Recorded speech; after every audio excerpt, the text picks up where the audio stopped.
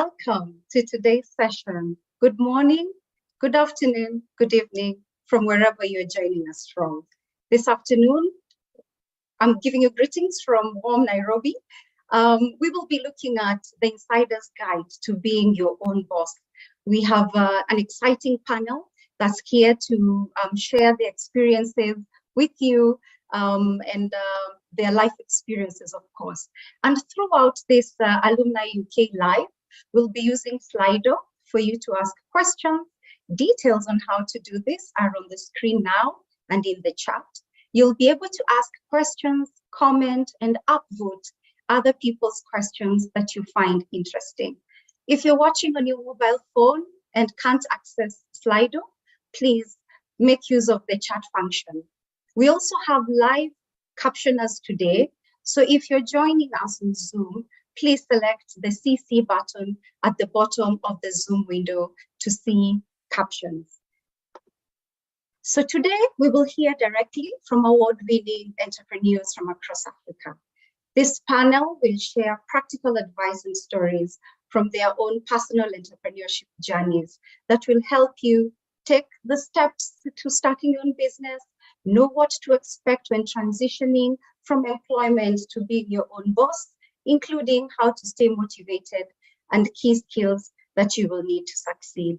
They will also share with us how to promote yourself and your business, and also how to navigate scaling up and securing funding. My name is Mukami Kowino, and I work at the British Council, the Deputy Country Director in Kenya, and I will welcome our panelists to tell us more about themselves. And I'll start with you, Albert. Good morning, good afternoon, good evening, wherever you are. My name is Albert Opoku. I am based here in Ghana, specifically in the second city called Kumasi, often referred to as the Garden City. I'm an alumni of University of Bath, where I studied computer science for my master's degree. I currently run two startups. One is called Hapaweb Solutions, which is a web, cloud, and mobile company, and we've been around for 12 years. And I also have an innovation hub called Hyperspace, where we support young people and anyone who really wants to build a business, especially in the area of tech or technology. I'm also a 2020 British Council Alumni Awards winner in social impact. And I'm proud to say I'm a Chevron scholar as well. I couldn't have had a UK education without a Chevron scholarship. Finally, I'm a die-hard Liverpool fan. And also, I know all the money people are laughing, but yes, I'm a die-hard Liverpool fan, a father, and an entrepreneur. And I recently became a first-time author. So it's an amazing journey, and I'm looking forward to share my experience with you as being an entrepreneur and answering any questions that you may have that I have expertise on. Thank you for having me. Thank you, Albert. Over to you, Cherubim. Hi, thank you. I think I'm forced to go a bit in the line of Albert because he mentioned Liverpool. First of all, I think it should be established on this call that this is the first Man U team to be holding a cup. We won one just recently. We should tell you I'm a Manchester United fan. So the name is Cherubim Mawuli Amenyedor from Ghana. I'm a digital marketing and digital transformation strategist. So basically, it's a long word for someone who helps people and organizations to use the internet to their marketing advantage, to their operational efficiency advantage, and also to help them improve their business process and business model. So I've been a co-founder, 2017 Ghana Social Entrepreneurship Competition winner with the Whole Node Hub Digital Innovation Hub project. 2020 Chevening Scholar as well. I've been at Robert Gordon University and I studied MSc Digital Marketing. I'm so passionate about all things digital and how to help young people and even SMEs to be able to transition into the digital economy even better. Here for a good time here to share my story, and yeah, that's why I'm here. Thank you, Cherubim. It looks like we might require a separate session on football, but we'll put a note on that, pin on that. Sorry, Chima, over to you. Good morning, good afternoon, good evening, everyone. My name is Chima Amadi. I'm a pharmacist and I'm also a public health professional. I run a healthcare startup called Clemac Digital Health, and I leverages on technology to improve access to healthcare and also to ensure that people who need emergency healthcare services have the required healthcare services at an affordable cost, and of course, quality healthcare services and those who need essential medicines as well in Nigeria. I studied in Newcastle University, where I studied global public health. Um, I'm a Commonwealth scholar, so Team Commonwealth, not Team Chevrolet. So it's nice to be here. And I, apart from my work in the tech world and in the healthcare space or in the the digital tech space, I also serve at the International Pharmaceutical Federation, whereby I support policy, healthcare policy internationally to ensure that the healthcare workforce have globally have the required expertise to meet the healthcare demands globally, kind of building on the lessons we learned from COVID-19 2 years ago. I'm also a finalist, global finalist for the British UK Alumni Awards for 2021. It's nice to be here. As for football, I will go, I'll go differently. So I'm not peculiarly a club fan, but I'm a diehard Messi fan. Cristiano Ronaldo fans, don't come after me, but Messi all the way. Thank you. I look forward to engaging with everyone. Thank you so much. Thank you, Chima. Thank you. Ntsiki, over to you. Good afternoon, everybody. I'm joining from South Africa, so it's not afternoon here, but greetings wherever you're joining us from. I'm feeling the pressure to be like, where do we sit on the sports ranking? And because I studied at Glasgow Caledonian University and our library was sponsored by Sir Alex Ferguson, I think I will go for the cup team because it just seems like the right thing to do. So my name is Ntsiki Mkhize. I am the founder of MentHer. We are a global mentorship network that supports female social entrepreneurs in ideation stage. And our main focus is to support women to get access to mentorship, access to networks, access to markets, and ultimately access to funding, with our main theory of change being the fact that our mentors and networks ultimately help us get to a space where we are ready for funding. So you don't always need to start with the funding first. I am a speaker, facilitator around social impact, social innovation, resilience, and EQ.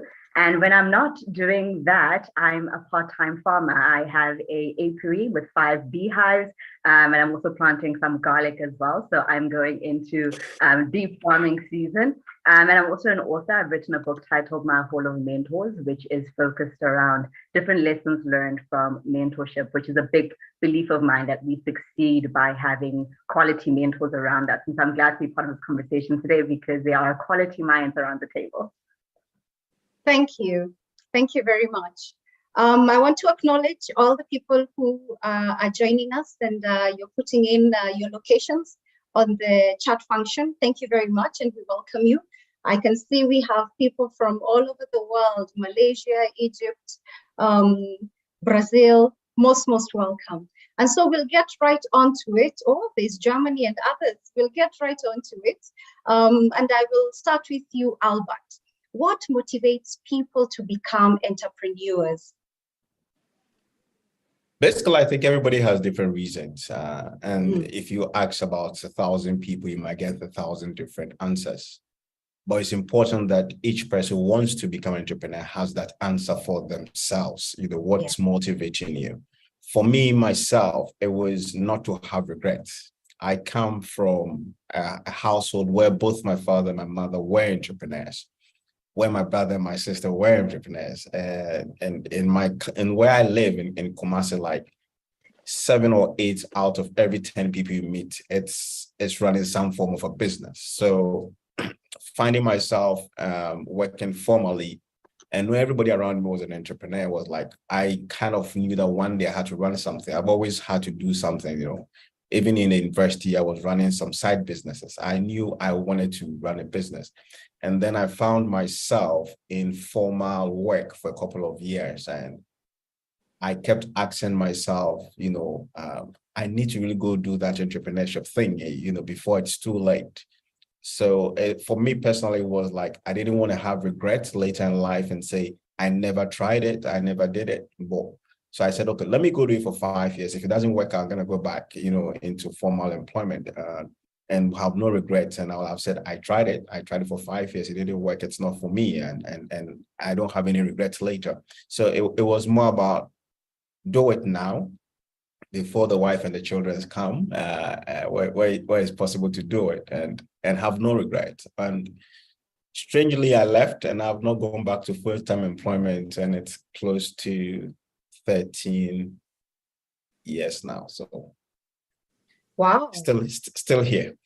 Okay, great.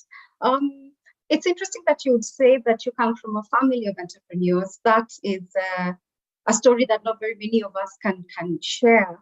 I don't know about you, but from where I come from, I know I have heard words like entrepreneurship is just French for unemployed.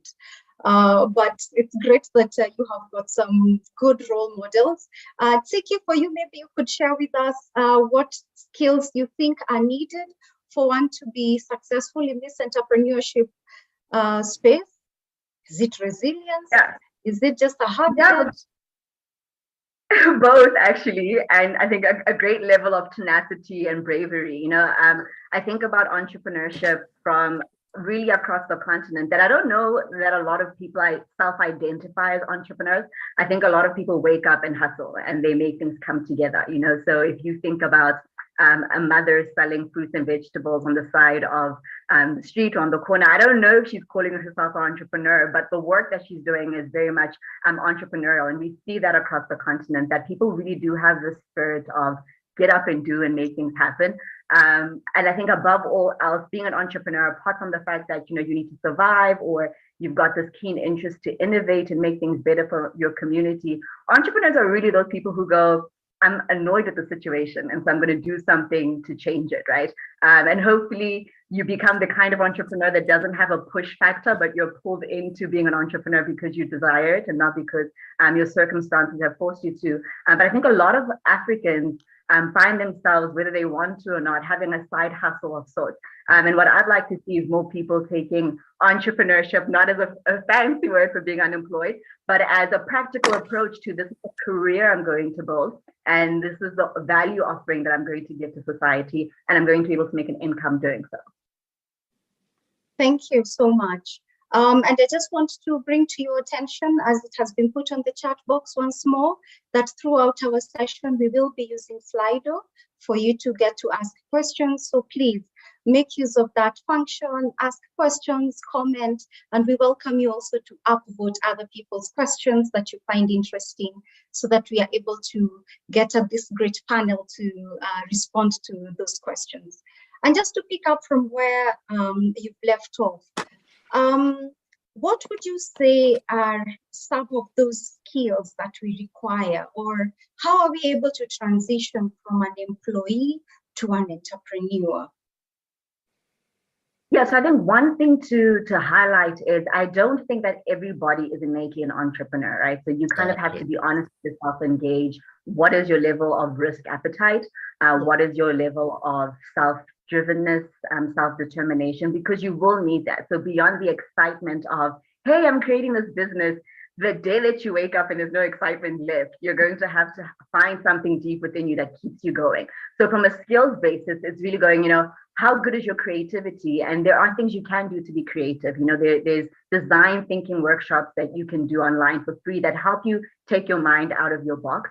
It's also the ability to look at situations as is and see the opportunity in it. And I think entrepreneurs have a special talent in themselves to look at something that everybody else complains about and go, oh, I can see a business here, and this is how I'm going to make it work. So there's that one layer of entrepreneurship that is very much innate talent, that some people just have it and some people don't. And then on the other hand, if you are a very technical, professional person, don't despair. There are a lot of really successful entrepreneurs that come from an engineering, accounting background because they've got a talent for systems. So those are people who go, I know what the problem is, and this is the one solution that fits it, right? So I don't need to make a million different amazing things. I'm just going to do this one thing correctly, whether it's providing medicine via pharmaceuticals, whether it's creating tech that people need. This is a system that I know how to run, and I'll just duplicate this several times and create my market base and be able to run a business from that. So you don't always have to be creative and out of the box. And oftentimes I think the faces of startups that we see are the innovators, the visionaries, the extroverted personality. Yeah. And people think that's who the entrepreneur is. And if you look at a lot of the big unicorns and companies that have made it big today, they always have two co-founders. So it's always the popular person that we know that's the face of the company, and there's always a systems person behind the scenes who makes sure that the thing doesn't fall apart. So you can be any of those and be successful as an entrepreneur. So if you work on the skills of creativity, putting systems and processes in place, and knowing how to sell, I would say are the top three things any entrepreneur needs to know how to do. Thank you so much for that. Cherubim and Chima, if you could share with us, do you have role models? I'd like to hear if all of you are as privileged as Albert, who has role models in his family. What is the use of role models, and would you be where you are today? Maybe I'll go first. Sure. Okay, so I think even in entrepreneurship, I think every society looks up to people. That's the reason why we have superheroes, So I think everybody is drawn by somebody. It could be, for me, it's a person. And one of the people I really admire has been the late Dr. Miles Monroe. He's been a leadership expert, and I've been drawn so much by his work because he's been a mentor from afar. I didn't get a chance to meet him personally.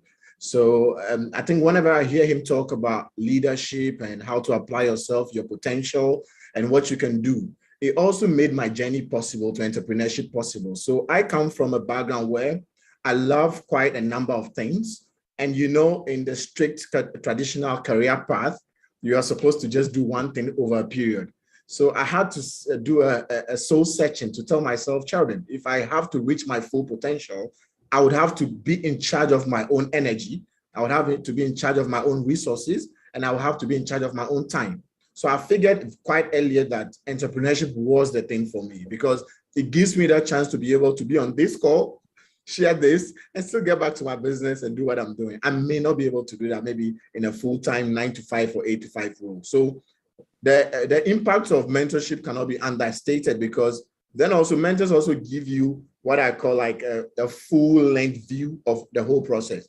It's been said that I think a lot of things have already been solved in books, in audio podcasts already. So you can always listen to a variety of mentors. So I've also been drawn by the work of, I know he's quite a controversial character, the popular Elon Musk. He's somebody I so much admire, specifically with how he does his things. Some people say he's erratic and all, but I think mentorship is very critical. So one thing I've also done is also read their biographies. It gives you that better understanding from a more empathetic point of view. What would they have done when they were your age? So I think for me, I've gone further to know more about what my mentors did. So for Dr. Miles Monroe, I also figured he studied in the US, got back to his country, served in the public service, served in the public administration, possibly learned the ropes, and then he decided to start his own thing. So he also so much comes to my story. I got back from the UK, got a full-time job, learned on the job, almost got to the head of department of a business unit. So I think the same skills that you're able to do on someone's business is the same transferable skills you need for yourself. So mentorship for me has been so critical in what I have. And I have other mentors who are, I would say, they are long-time mentors, they're ideas, guide, and shapers. Martin Luther King, JF Kennedy, and the likes as well. So for me, mentorship is critical. Is that very impersonal way or very personal way you can get around to follow this hurdle journey of entrepreneurship. Thank you, Cherubim. And for you, Chima, do you have a mentor?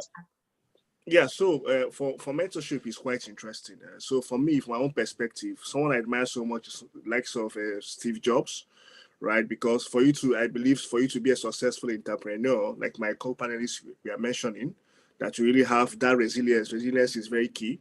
You know, at that moment when you wake up in the morning and you are giving up, because obviously the fact is every entrepreneur is never a rosy journey.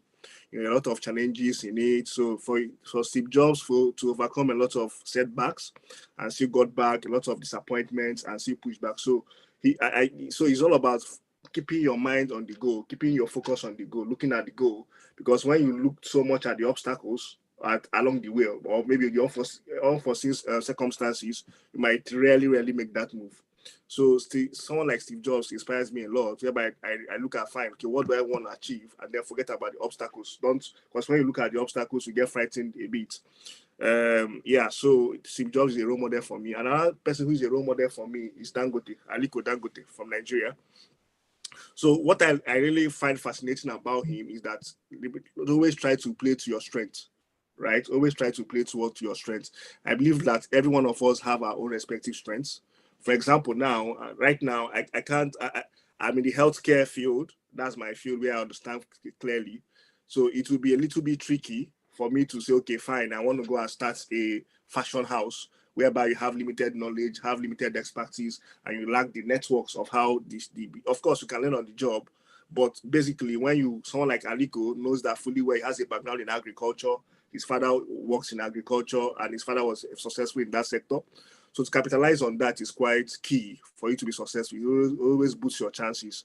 And then knowing how well to capitalize on your networks, your skills, and something you have within you. So those are like the two key mentors I have. And of course, apart from me, and also I also want to add that you mustn't really need to have somebody who's like a very big person like the likes of the Elon Musk or like the Steve Jobs or the likes of Dangote. Some people, another form of inspiration I got was from maybe the daily people around me, understanding what the challenges are. Like one of my companies mentioned about entrepreneurs being problem solvers, right? Trying to make your customer pain points to be reduced. So when you look at it, you can also draw inspiration and mentorship from what these people are passing through, and then be able to inspire yourself to strive towards providing that service to ease their pain. And of course, you get the reward. In this case, the finances and the remunerations that comes with it. So basically, yes. So mentorship is key. And you can get mentorship from anywhere, like from reading books, listening to tapes. You know, a lot of reading is very, very important. Networking also very key, because no man is an island. For you to be successful in entrepreneurship, you need to network with people, your colleagues, even your juniors. You can always learn one or two from them, because every skill is quite important for you to be successful as an entrepreneur. Thank you. Thank you, Chima. You know, for those who are watching us and listening to us, they may be thinking that you are here because you have been, it is true, because you are successful, but that you have not had any challenges. So maybe you could share with us how you have managed to remain resilient in the face of challenges. Have you faced failure in this journey, and how have you recovered? Maybe we could start with you, Albert. Oh, from an entrepreneurship point of view, I have failed in more businesses than I have succeeded. So many, countless. Some of the failure, but the key thing I would like to say that each of the failure was a really learning experience. Although it's painful, I mean, because it's a learning experience where you lose money, where you lose everything you put your heart and soul into.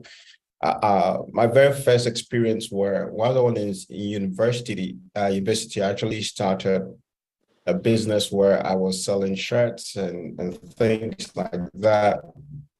And because I came from a background where I had to take a loan from the government to actually take care of myself in uni, I invested my loan money for the semester into the business. And it was going well until I came back from lectures, somebody had, run away with all my stock. And it was middle of the semester, I had nothing on me to buy even food the next day. And these things happen. When I started my own company with my friend Hapaweb Solutions, at a point we actually lost everything, every single thing we had saved. due to a poor partnership we entered into. After 5 years, that was about 500,000 Ghana cedis then, 5 years, and it was devastating. So for close to 4 months, I wasn't the best of persons to be around with, you know, but it happens. And I mean, there are others you started, you don't lose much, but it doesn't go as you planned. So there's disappointment of the business itself not succeeding. There's a disappointment of trusting in people and then, you know, taking your trust for granted and building your trust, and then you're losing everything. There could be regulations. Remember, we spent 2 years building an amazing school management software, which we started selling to schools, and the government came back and said, hey, we've released our own and every school should use this management software, and just, you know, discard every software that you're using. And we had mainly public schools using our software. Basically, that meant that the business had come to a collapse due to a government intervention. We've had taxes being slapped upon us unnecessarily, and there are all these challenges. But I think it's part of what makes an entrepreneur. And I can't say that my success today as an entrepreneur, and if you cast back, it's for every of these things that happened, there were moments I learned something, and it's made us resilient over time. I think you talked about being persistent and being and to persevere. In among my country people in Ghana, we have an interesting proverb which says that, loosely translated, goes like, I have chewed the whole drum. You know a drum, right? I have chewed a drum. How much more the stick that is used to beat the drum? Yeah. I mean, if I've chewed a drum and you're talking about a stick, I mean, how difficult is it going to be for me to chew the stick that's used to beat the drum? Basically, meaning that the more you go through hardships and challenges, you get resilient, get better, get toughened. And these are needed for your next journey in entrepreneurship. And I think it has served me well. Personally, there are a few things that I will say always motivate me. I have a list of, let's say number one, I kept a list of why I was leaving my employment. So I wrote down, before I left, I wrote down 10 things. I said, look, Albert, you're leaving a good job. Why are you leaving? Write those down. And I kept those 10 things with me. I laminated it and I have it. It's been with me for years, because from time to time, especially on the 25th of each month, you know, remember 25th is when we used to be paid. So on the 25th of each month, you most likely remember that today I'll be receiving a salary. And by then maybe you have nothing on you. So you need to remember why you left. So I take that thing out, and it keeps reminding me of why I started this journey of being an entrepreneur. And it's been very useful for me to keep reminding myself of those reasons. And then I have songs that motivate me when I'm down. I have things that I look to, but I say the people around you are also important. My wife, my co-founder, these are people who have your back. And sometimes, and I journal a lot. Every week I journal my thoughts. I write these things down. And it's great to see that I go pick up 5 years ago what I wrote in my journal, and I'm like, wow, I've come really far, you know. And there's a saying that you don't know how far you've come until you turn back and see where you're coming from. And that is so true. So generally for me, it's important. It helps you know to put in perspective the things you've overcome. You can always see that, know exactly why you started the journey you started, have it written down so you can refer to it to motivate you. And know that every failure is actually a step towards success, because it means that it's toughening you and strengthening you towards success. Thank you. Thank you. Those are very good pointers and tips. To be very clear on the why you're on this journey, so that as it gets harder, then you remain grounded. But sometimes we talk too much about the challenges. How do you deal with success? You're all young. How are you dealing with the successes of your journey currently? So, can I go first? Yes, Chima. Okay, I'm a Christian.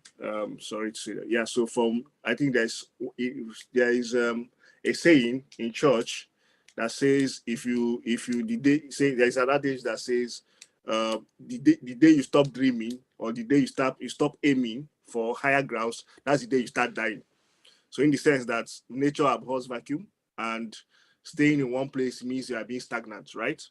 So as an entrepreneur, so for you to keep on managing, for you to keep on aiming higher, once you keep on aiming higher, once you keep on knowing that there is, you know, there you can do better, you know, there's always room for improvement. So that will make you to be humble, to learn, and to manage your success. So for me, that has really helped me because you have, and also I think one other thing that helps is for as an entrepreneur to set a goal, a very big, you know, where you have a long-term plan of where you want to be, you know, and keep on revising them and keep on pushing them further down the line, you know, because obviously, if, for example, you can say you want to build a Fortune 500 company, maybe one of the best tech companies in the world, that's like very ambitious. So until you get there, you need to remain humble, you need to remain focused, right? Because there are lots of people out there who have done it who are more successful than you at the moment. And there's always a bigger shoe to fill. You know, like there's a wise man once said to me that you can always be 1,000 times better than you are today. So no matter how successful you think you are, just know that you need to keep on pushing forward. You need to keep on increasing. Like, for example, when I started out my business, okay, so the first plan was to find, okay, we want to create access to healthcare services within just one state, right, in the country. We have 36 states in Nigeria. So once we got that done, we're like, okay, fine, we've done one state. Can we push it further to the 3 states? So from there to the region, to the country, to the continent. So there's always something better you can do. There's always something better you can offer. The market keeps on increasing and increasing. So for me, just keep on staying hungry. That's the word. Just keep on staying hungry, keep on pushing forward, never relent, continue to stay humble. Because when you think you've seen it all, then of course, nobody really sees it all in life. That's one key thing I can say about staying focused and keep on learning from people, keep on your mentorship, always have somebody ahead of you, your accountability partner, which is very key. Have your partners who you're accountable to that will kind of call you to order, because sometimes you don't really know from your own perspective. You'll be like, fine, okay, I'm not really doing this. But somebody elsewhere, maybe your partner, your colleague, or your close confidant, or your close circle of friends, and also be like, oh, bro, you're not doing this well. You need to come this way and do this better. So for me, that's just how, for me, it has really worked for me. Mentorship, staying focused, and staying hungry. Thank you, Chima. And for you, Ntsiki, how do you keep the creative juices flowing as well while you are maintaining this momentum of doing well? Yeah, I just want to pick up on, you know, 2 very critical, both Albert and Chima said. I think Albert's point, I saw Chris came up in the chat around how do entrepreneurs stay time and remain resilient and so forth. And I think everything that Albert said was really key to that, especially around journaling, that you have to find things that allow you to balance your thought process and, you know, balance your experiences, especially when you're not having a good experience. You need to find ways to absorb those. And to Chima's point around being able to celebrate your wins, like that's so important, because when you start the business, you are HR, you're finance, you're legal, you're marketing, you're all the divisions in the business. And it's very easy to go, these are my goals and this is where I am, and therefore I'm not doing well. But you miss the fact that you're a lot further than what you were 6 months ago or when you first started. So even in the process of reaching a goal, it's very important to celebrate milestones. So I'm a very big milestone celebrator, no matter how small the thing is. You know, today I had a meeting with a company that I've been trying to get a hold of for 2 years. And that was a milestone moment for me. I was like, yes, I finally got the meeting, you know? So it's really important to celebrate those particular things. And then also to find a tribe. And I say so more so for female entrepreneurs, and specifically also for social entrepreneurs, that it might not always be easy to find people who are in the same space as you. So make a deliberate effort to find someone that can say, yeah, I'm also seeing flames, and we can talk about how we're both seeing flames. Because sometimes your friends in corporate don't understand or they can't relate. So it's very important to have a very good support system as early as possible. And so for me, my support system is one of those things that definitely keeps me going. And then my third thing is the point around why. I really do remain mindful of the calling that's on my life and the reason why I believe I'm doing this particular business. And so on days when I'm not keen, I go, oh, but we're doing this for the greater impact, right? Because there's women across the continent that need access, that need support. It's businesses that need to be started because those will create employment and close the gender gap and the pay gap and. So on days when it's not fun, we have a lot of stats to keep us motivated as to why this work is important, and that even the smallest things make a dent in creating impact. Thank you. Cherubim, we are in the technology era, social media. The world is a global village. Something happens, one corner of the world, we know about it within seconds. So how can we as entrepreneurs and those of us who are listening to us, how can they market themselves? What are some of those tips that you can give for young and upcoming entrepreneurs to position themselves? And thank you very much. I think never before in human history have we ever been in a time where you can tell your own story using the most basic tools, even at a fraction of the cost that it was maybe probably 50 years ago, where you can literally broadcast yourself to the world, as is the slogan of YouTube. So this also gives us that huge opportunity to be able to use, let me say, digital and social media to be able to sell whatever you do, to be able to tell your story to and the entire world. I think for me, one of the first things I'll share to everybody on the call, be it a professional or an entrepreneur, is that first of all, you need to know your story. You need to get hold of your life as a story, because people buy meaning and meanings are in stories. So whether you're a professional or an entrepreneur on the call, you need to know what your life story is. What's your professional background? How did you get into your career? So even on the call, Albert spoke about how he started. He's from a family of entrepreneurs. So that's more, if in a story setting form, he's mentioned characters. And those things stick faster than facts. If I remember anything, I think my co-panelist Chima also said something about his church said something. That's a setting. So usually as humans as we are, or brands, stories stick faster than facts. So you need to have a story to tell whenever you go anywhere, as a person or as a business. And whenever you have a story to tell, you might want to tell it in a lot of episodes. This is where social media comes in. So as professionals, you should not joke with your LinkedIn, because your LinkedIn is your formal CV on steroids or on wheels. So that's where you're able to share consistently over a period what you do. So you've had a great education in the UK. You might as well be able to, you've shared stories when you were there. You might as well to be able to tell post stories. Now you are back home, what you've been doing, what you've been up to. Maybe even you could share a story about a screenshot of this call that you've been on this call. Stories have a way to give what we call in marketing, TOMA, that's top of mind awareness. So usually whenever there's a need, people connect the need to a story related to what they've had. So let's say if I watch an advert about a product and then I have a need all of a sudden, I'm very wired to remember that product. So that's why stories are very critical. And the more you're able to tell stories, the more you're able to get your brand across, either personally or professionally. So I think there's my chat to everybody on the Alumni UK call. Tell stories, use the hashtag Alumni UK in your stories you share. It also helps for people to be able to archive whatever you say. And I think, as I said, it's so interesting that you own your own story. You decide a narrative. Never, it's not so much as towards that the media companies would maybe label your story, give you or spin a narrative for you. You can tell the world what you do now. And when you're able to do it over a period consistently, you get what we call make believe. And every story has features that make it real. There must be characters in your story. Of course, you are the main character. There must be a setting of your story. There could be a plot. In other words, a destination to which your story is going to. So whoever is on this call, whatever your profession or your career is, remember that one of the most unique things about your life is your story. Your story is the one thing nobody will ever have. And I think as entrepreneurs, our story is our biggest advantage as well, because that's what differentiates us from anybody else.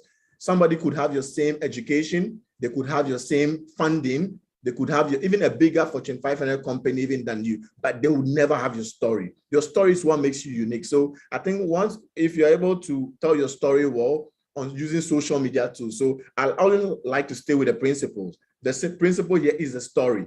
Then you can ask, how do you share your story? So on LinkedIn, you might have a formal tone to your story. You don't use a lot of, let's say, informal words. You are very prim and proper. You use corporate language. On Instagram, you could be quite easy, like the gram, as they say, you share the story more on a visual point of view than a write-up. On Twitter, you tell so many stories as fast as you can. On Facebook is like the grandmother of all social media. You can just do all of this in one. So those would be the tactical ways to share or tell your story. But I think the last words are on this story thing is to always carve a story. Your story becomes your brand, and choose the right channels that you are very comfortable with. And I think as professionals and entrepreneurs, LinkedIn, you can never go wrong with LinkedIn. So I think with this top two, it should help you be able to navigate the world of digital and social media.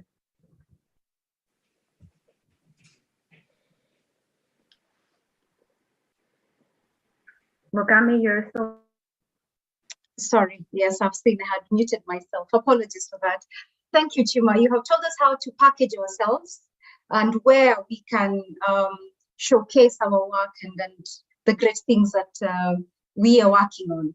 Chima, how then, after I have packaged myself, how am I able now to approach an investor and other people who have the potential to now assist me grow in my entrepreneurship journey or for my business? Oh, thank you so much. So I'll build on what Cherubim said. So from there, I'll take it to your question. So now when you've created that story, right, of what you want to achieve, or, you know, of trying to market yourself and all that, the next step, first thing you should do from there is to, you know, target, first of all, ask yourself, who do I want this story to be, to go to, right? Who is my target audience in terms of, for example, in terms of raising funds now? So because, for example, if you want to raise funds and you share a story to, say, civil servants, for example, at that point, your story is, they'll be like, wow, okay, the best they can do is to like you, or put a like, or, you know, but they can't really contact you, say, oh, wow, I like what you are doing, I have this, I have that, I have that. So, you know, can we link in? So, yeah, so what you should do first is to have your targeted audience. There are some subgroups on LinkedIn, like Cherubim mentioned, whereby you can make sure that those stories appear on those timelines, right? So, for example, if you are into automobile industry, for example, you are bringing innovations in automobile, you are sharing a story maybe of how you are building cars. Let's give you a hypothetical example in Ghana, for example, and then you share it like in a LinkedIn group whereby you have the likes of car manufacturers like the Elon Musk, or maybe the car giants in Asia, or what have you. So they have higher chances of being spotted or being picked up, of taking that conversation further, because we are likely to meet investors or people who really partner, even though not really investing in you financially. That might also be a way of them kind of contacting you for partnership. And for every partnership kind of counts, can support you with the skills and with the expertise, you know, and the networks, right, for you to grow your business. So that is from the story perspective. Now, apart from that, so let's even say that you've not taken off as a business, just have a business idea that you want to implement. So the first question you ask yourself is, so this idea now, how feasible is it? You know, you need to do your market susceptibility, looking at potential customers and people who buy into your business. And then, of course, after that, you need to create your pitch deck. Trying to pitch deck is more like a document whereby you kind of say what your business does and how you can be able to prove to your target audience, people who have those funding, to give you that fund, showing that you have the competence and you have identified the right market that you need to get those funds needed. And of course, in your pitch deck, you also need to start with a story. So going back to the story perspective. So now, once that has been established, now so there are different forms of ways you can target investors. So at that idea stage, so the first easier option to go for is grants, right? There are a lot of business grants across the globe, a lot of both the NGOs like the Tony Elumelu Foundation in Africa, you have the even in the US, and some global grants. But also I almost want to add that grants might not really give you like the millions of dollars you need, but just that it gives you that head start, maybe the first funding you need to kind of maybe do your market feasibility study further, or to do, get the basic infrastructure that you need to take off. So explore the options of grants. And there are lots of, and let me go back to social media as well, whereby there are lots of online websites, you know, online sites where you can sign up and you'll be getting notifications about all these potential grants that appeals to you. And one thing about grants is that also kind of focus your mind on the grants that align with your business. There's no like all size fits all approach, right? Of course, there are some grants that is kind of generic, which are there, but then try to focus on your area of expertise or your area of business, because what that happens is you are spreading your energy across board, but then you're not really focusing kind of, so it's better to narrow your energy to that particular place where you have higher rate of success. So when that happens, the chance of success is key. And again, another thing I also tell people who are doing a business, then I ask yourself, what do I have? I believe that every one of us have something. It can be both either your network, your skills, somebody funds, anything. So you really have something, and everything, both your time, your skills, your network, can be transformed to money, to funds which you need. For example, what really helped me, I want to share my experience now. When I was in Newcastle, I realized that we have a business unit, our startup unit in the university. So which was open to alumni 3 years post-graduation, and the kind of offer grants and give you the business support that you need. Now, a lot of international students who come to the UK to study basically will just come, graduate, get a degree, and then you move away, not knowing that actually as an alumni, you have those benefits in your university and your networks, even within the Commonwealth here. I think CSC as well offer some grants to past alumni. So these are like what you have. You understand? So you might think, I don't have money at all. But these are like the things you can be like, okay, let me reach out to my university. Because as alumni, I'm certain that you have access to those kind of privileges. So let me reach out to my university and get this kind of networks, and this, even though they might not give you the funding, but at least get the expertise, or they can connect you to someone who has the funding, really, that appeals to you. So these are like some examples of what do you have, Or then what networks have you made? Which conference have you attended while in the UK? Where have I been? Those kind of things. So when you have access to what you have, that can be like the first step. Make a list of it. What do I have? What do I have? Like, do I offer? Is it my skills I can provide? What partnership do I have? Do I need? Because sometimes you might really see that what you really need at that point is not money, like physical money, but there are some certain partnerships that you can build that can help you to kind of solve some of the pain points areas that you need. For example, also give another example. So I went for a fellowship in the US sometime 2 years ago. So and my organization wanted to develop, kind of modify our digital platform. So on a norm, the digital platform would have cost us over $100,000, if we had hired somebody to do it. But I made a connection when I attended one of the programs in the US, and then you're like, so from after that, I remembered, I have this network back in the US. Do I need to contact them? Then I contacted them. We talked. I told them what I wanted to do. At the end of the day, they did that stuff for me for free. So now I've been able to build achieve my goal, but I didn't really have to pay for it from my pocket. So the bottom line is that I got that thing done. So that's part of what you have to give. That's just a typical example, right? But then let me also kind of highlight possible other ways you can also raise funds apart from grants. Now, you can also talk about crowdfunding, right? So crowdfunding is more like whereby you have like you can start with a group of friends. You mustn't really start with the CDAOs, like the UK, one of the biggest crowdfunding firms in the UK and globally, whereby European companies come to source for funds from different investors. Can be like people who believe in your startup, right? Tell them, guys, see, look at what I have to offer. Are you guys willing to come on board? And then you guys will give so equity, from the company. So that's also a very good way to go about it. Then we talk about venture capitalists and angel investors. That's like the high level, maybe especially when you've kind of had some level of traction in your company and you want to scale up. So that's like they'll give you the bigger amounts of funds you need to scale. So at the end of the day, you need those assets, and there are a lot of venture capitalists in Africa, and they are very crucially interested in emerging economies like in Africa and in Asia.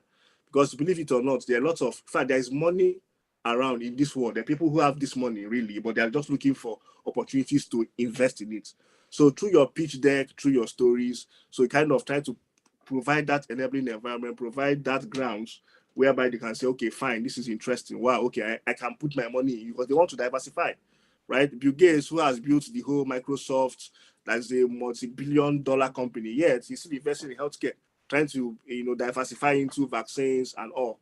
So so just for you to be at the right time, create the right platform, create the right opportunity for you to be able to secure funding. And I must say, you get a lot of negative feedbacks, a lot of regret emails, a lot of people turning you down. But the bottom line is kind of, first of all, ask yourself, so why, first thing is, I believe that there is nothing like failure, really, like failure in this word. So it's either you learn something from it or you are successful or you gain. So there's always something to learn, right? So even if you get that regret email, just to find out, okay, why are they regretting this email? Is that something I'm not doing well, right? You look at it, go to Kito, okay, what feedback, what can I do better? What feedback can I get from this? So when you get that feedback from them, you go back to the drawing board, kind of fine tune those things and try again. You know, so they say, you know, when there is a slang in Nigeria, they say, now who give up, now you mess up pass. That is in the literal sense of it, that if you give up, that you are kind of, you are worse off if you give up. So don't never give up. Once you get those regret emails, be more resilient, be focused, keep on trying, and believe you me, at the end of the day, you'll be successful even beyond your imagination. Thank you. Thank you, Chima. That was very detailed. Thank you very much for what you've shared with us. So Cherubim started with telling us how to package ourselves. Chima, we have packaged ourselves. Who are we going to approach and why should these people invest in us? Ntsiki, I'm saying from our Slido that the team would like to know, how can entrepreneurs manage and protect their time and energy? From what you had said earlier, you are the HR, you are finance, you are the cleaning support, the CEO, and everything in between. So how are you able to protect your time and energy? Yeah, so a big thing on protecting your time and your energy is firstly to set boundaries, you know. So I don't know if anybody else experienced this at university. So you were studying and you also lived at home. And just because you were at home, your parents assumed you didn't have anything else to do, right? So whoever you live with needs to understand that there's boundaries. Like, okay, just because you see me sitting at a laptop doesn't mean I'm on YouTube. I'm actually working. Secondly, very important is to block out time in your diary to work on your business and to work in your business. So too often we get into the trap of doing without taking time to step back and to do strategy. So block out time in your diary that allows you to reflect on what's going on in your business and kind of try to see where you might need to readjust what you're doing. And then very important is to equally block out time in your diary for yourself. And these are meetings that you honor for yourself. So if you say, I'm going to take Saturday afternoon or Sunday morning to have me time, that is a meeting that you have to honor, and you put it in your diary so that you know that you can't schedule anything else in that time. And if you have a shared calendar, that other people also know that in that time you have something else happening. And those things are very important. And then also choosing your battles. Not everything requires you to fight for it or to fight about it. So think about, you know, what is a very important thing for you to do. From a neuroscience perspective, we know that the brain can only focus effectively on 3 to 5 things at a time. So look at the many things that you have to do and choose your top 3 or your top 5 goals and make those a priority. And if you want to watch a video on YouTube, I recommend that you watch a video on The One Thing. There's also a book on it. It's a book by Gary Keller and Jay Paterson that talks about how you sort of time block your activities. And really what it is you take a grand goal, let's say to save $12,000 in the year, which is a lot of money. But if you break that down and you ask yourself, okay, how much do I need to save every quarter, every month, every day? It gives you a bite-sized action. So let's say it works out to $100 a day. Please don't judge my math. I don't know what it is. You know that $100 a day, if I put that away every single day, by the end of the year, you would have reached your $12,000 target. And it's the same with any other task. And what that helps you with is that if there's an emergency or a crisis or you get overwhelmed with something, you know what your one action step is that you need to do every single day that allows you to move forward and push the needle forward in the list of things that you have to do, which is the difference between I've spent an hour today doing emails, which is necessary because it clears your mailbox, but it doesn't move your business forward, versus going, I've spent an hour today making X amount of cold calls because I do need to get sales in. And that wasn't a more effective use of my time versus whatever else might be competing for your time. So those are some tips that people can use just to help block their time, manage their time, and to manage their energy as well. Thank you. And delegate. Very important, delegate. Yeah. Thank you. Thank you. It looks like you read my mind there. Yeah, so sorry, let me add it a little bit on that delegation. I really wanted to kind of highlight something that works as well on that delegation part. Yeah, so Of course, it can be very overwhelming when you are into, trying to be this, trying to wear different hats under for, trying to execute different tasks in your company. So I think the issue of delegation is very, very key. And I'll just share my experience. So right from school, I really do well in mentorship, right? Trying to mentor younger colleagues, trying to, so they see me as their mentor, trying to guide them. And also I built a vast network of mentors, right? Across board who are willing to, my, kind of, sorry, mentee, not mentor. I'm the mentor now. Yeah, sorry. So yeah, I had a lot of mentees, people who I mentor, like junior colleagues and all. So when I have so much things to do at the same time, you can't delegate it to them and they willingly do it for you, right? And for them, they're learning because they also want to kind of maybe one day start their businesses or one day do this. So for them, they willingly do it for you for free without really you doing much. So by so doing, you've outsourced these tasks to them, and then they're willing to do it for you. And then you also conserve your energy to some of the key parts whereby you can do. So like she mentioned about, choose your battles carefully, kind of, it's very, very important, whereby you delegate those tasks to your mentees or people that look up to you, and then you can be able to save your energies to the big things of in your organization. But then again, I also want to highlight that even though you are kind of outsourcing things to your mentees, right? It's also important to know that when they need you as well, you should also be there for them. For example, when you are outsourcing this kind of tasks to your mentees, a time will come when they will come to you for reference, right? Say, okay, I need so and so reference letter for you for so and so and so. You also have to be there for them because mentee-mentor relationship is kind of a symbiotic relationship whereby they are benefiting from you, you're also benefiting from them, rubbing off on each other to make each other better. So that is also something, that delegation part is quite easy. Delegate smartly, work smartly, and, outsource things, and you get the job done. Thank you, Chima. We are coming close to the end of our time, but there's a question that has been asked here that I think I would like to open it up to Cherubim. Cherubim, the team is asking, which education resources for entrepreneurs would you recommend, particularly for people who are in the developing countries? Thanks so much for the question. I think it's common knowledge that apart from our UK education, YouTube is our second greatest university. YouTube have lots of resources that all of us can access on the subject of entrepreneurship.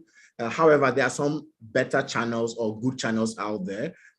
In my personal journey, I think I started by watching a lot of TV shows that are business related. So I'm a diehard fan of Shark Tank, Dragon's Den, The Apprentice, UK, US, Australia, everywhere. I love business shows. It's even not coincidental that today I went on a shoot. I'm going to be the moderator of a new business reality show. So yeah, so I think you can check out reality shows to YouTube. Go to there are lots of entrepreneurship channels on YouTube. You can just go on YouTube and type top entrepreneurship channels. And sometimes your search may not even be entrepreneurship. Entrepreneurship is such that you can go to YouTube searching for something on curiosity, and your curiosity leads you to entrepreneurship. So on YouTube alone, you can find very helpful channels based on what you are looking for. LinkedIn, join relevant communities on LinkedIn. I think the power of LinkedIn is in the groups, the communities you join. That's on LinkedIn. Join very important communities. It could be, in my case, the Ghana business community on LinkedIn, very vibrant. It could be your country, it could be Africa. Use very specific keywords based on where you are. If you're in Spain, you're in Greater Europe, wherever you are, join relevant LinkedIn groups. Also on Twitter, there are some threads on Twitter that, to me, are even more insightful than an MBA, because someone can distill information, bite-sized, straight to the point, punchy, and filled with nuggets of wisdom on entrepreneurship. So you might as well want to use or follow certain Twitter threads. I think on Twitter, you can use the hashtag entrepreneurship or innovation to search for some of these archived tweets. And then also generally there are books. Books are really, really helpful. For me, one of the books that have really changed it for me is I think 0 to 1. And then I think that book really helped me so much. And also the Lean Startup. And also there are quite a number. I think everybody on the call can mention as many, but it depends on your core area that you want. And you want to read to improve your strengths, if not maybe negate your weakness. So you know what you want. And also lately, there are lots of courses, even free courses online, Coursera, Udemy, UDX, lots of free access. I know the British Council has this platform, Alumni UK as a platform. It's for reasons such as this. So you might always want to be connected on the live updates as well. So I think for the resources, they're endless. Just by recap, LinkedIn, YouTube, read books, and I think, did I miss any? I think I mentioned about 4 of them so far. So that's about it for me. Thank you very much. I'd like to request you allow us 5 minutes into your time. I know we're supposed to be finishing at the top of the hour, but I'd like to welcome the 4 of you. If you could go back to when you were starting your entrepreneurship journey, whether you were still doing it as a side hustle while in employment, or you just left uni and went straight into it, what advice would you give yourself and to other people who are starting in this journey, knowing that those who have joined us on this call, it's multi-generational, it's not only advice to just young people, but to an entrepreneur? What would you tell yourself at the starting point of someone who's starting over? I'll start with you, Ntsiki, please.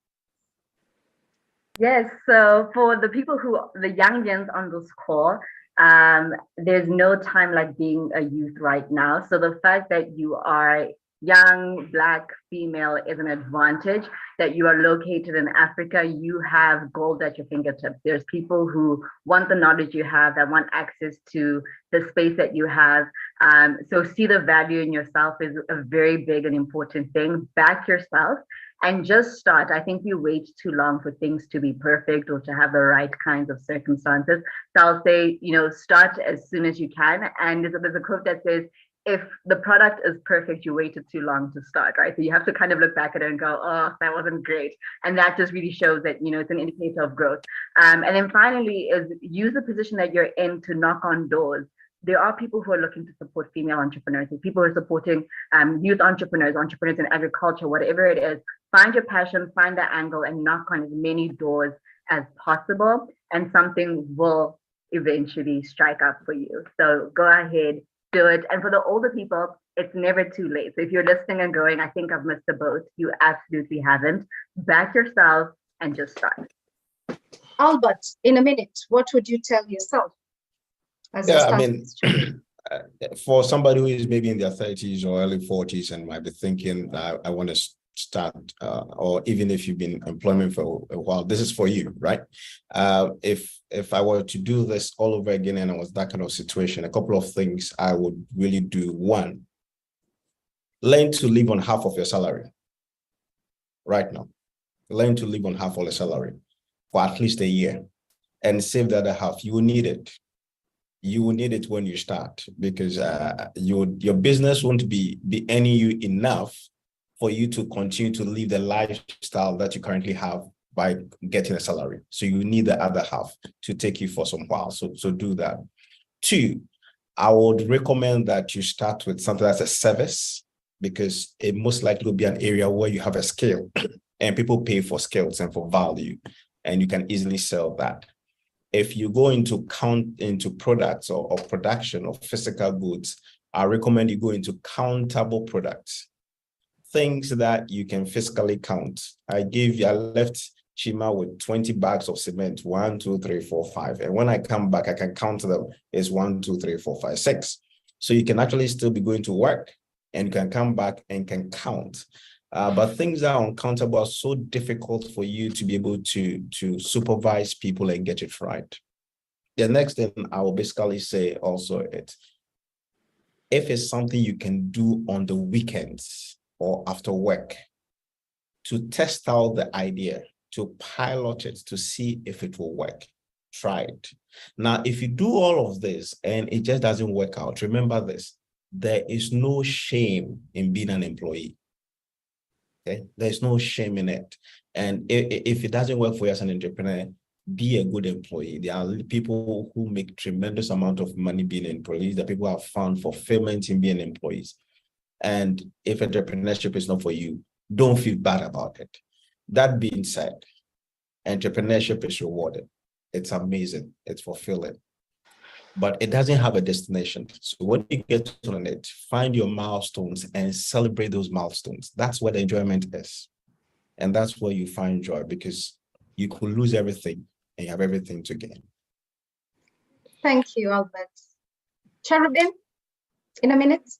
Yeah, so in a minute, I think similar to what Albert said, if you're on the third floor, 30s, yeah, third floor, just about to join the third floor, I would have told myself that, I think I would just have told myself that playing small does not serve the world, and being in your small corner, being in quote humble, doesn't really serve the world. And there's greater stuff in you that the world needs to see. And also your life is a solution to lots of people out there. So just playing small and then just being in your corner doesn't really serve the world. I'd also touch a bit on networking. So for me, I think before I used to network like a hunter, shoot to kill, get phone calls, card, what can we do together?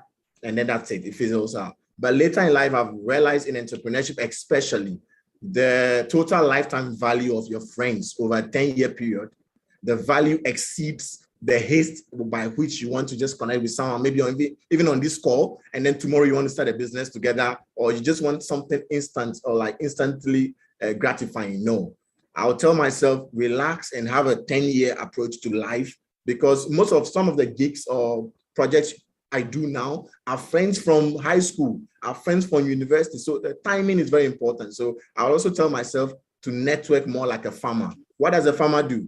A farmer plants, a farmer nurtures, prunes. It takes time. And one gig from such people can turn your business around for the next 3 years. So for me, the networking bit is very critical, in as much as also telling myself that I shouldn't play small, I shouldn't play humble, when I can, in fact, use my gift and skills to serve the world. So that's what I have to say.